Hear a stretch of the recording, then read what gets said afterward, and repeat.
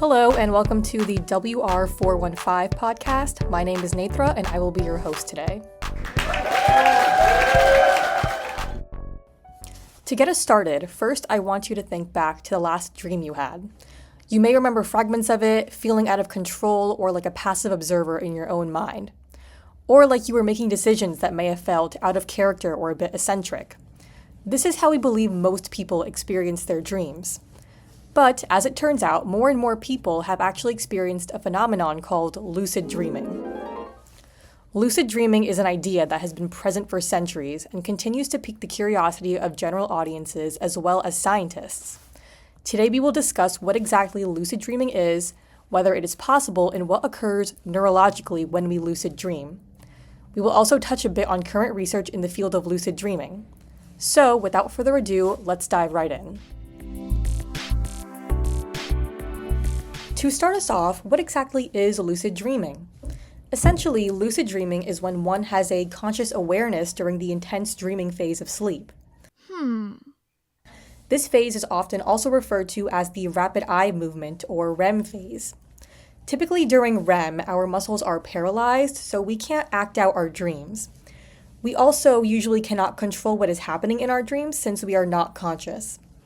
With that being said, however, there have been cases where people claim to have been in a state of cognizance during the REM phase, aware that they are dreaming and even being able to control the contents of their dreams. Lucid dreaming has physiologically been connected to increased heart rate and respiration rate, which are components of our autonomic nervous system and show decreased activity during our normal REM sleep.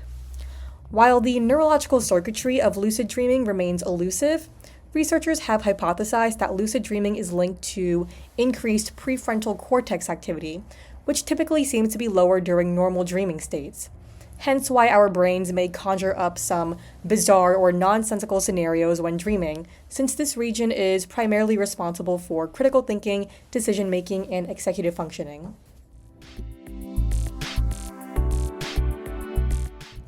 Now, this all sounds a bit fantastical, so you might be wondering if lucid dreaming is even possible. Scientists themselves were skeptical of this idea for a long time until they conducted experiments in the late 70s and early 80s. During these studies, the scientists asked the participants of the study, who had claimed to have experienced lucid dreaming, to move their eyes in a specific sequence during lucidity.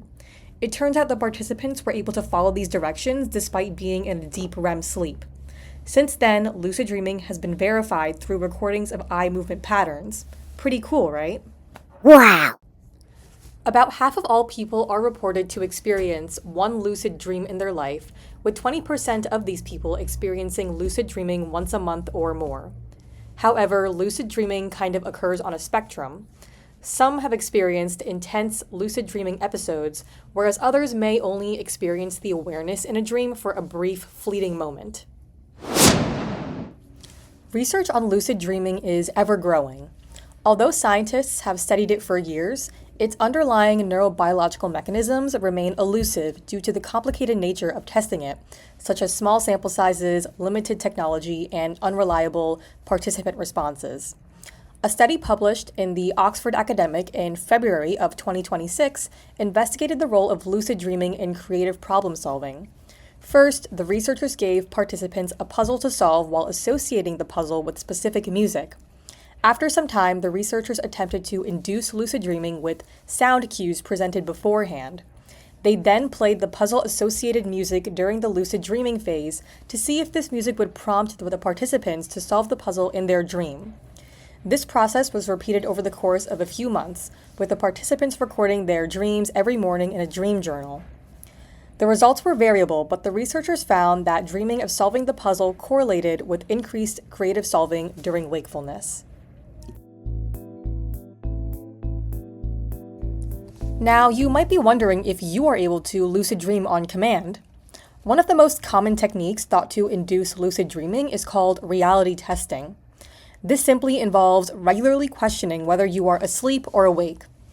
One way you can do this is by trying to push your finger through your palm. In real life, of course, your finger would never go through your palm, but in a dream it might. Reality testing like this might help you identify when you are in a dream.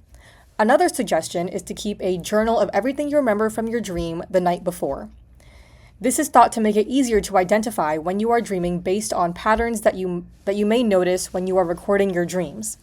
This is kind of what we saw the participants doing in the recent study on lucid dreaming. These are just a few examples of ways to possibly induce lucid dreaming. However, there isn't necessarily a one-size-fits-all method. A lot of this, at the end of the day, may simply come down to luck or another factor that scientists have yet to identify. So while these techniques may be helpful, they don't exactly guarantee a lucid dreaming episode.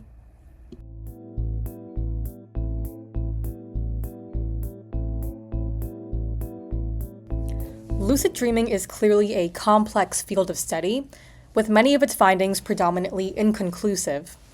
Despite decades of research, there is still a long way to go in understanding what is occurring in our brains when we lucid dream, as well as why we may have lucid dreams. It will likely be a long time before we can fully understand the neurobiological mechanisms behind lucid dreaming and its influence on how we operate in our day-to-day lives.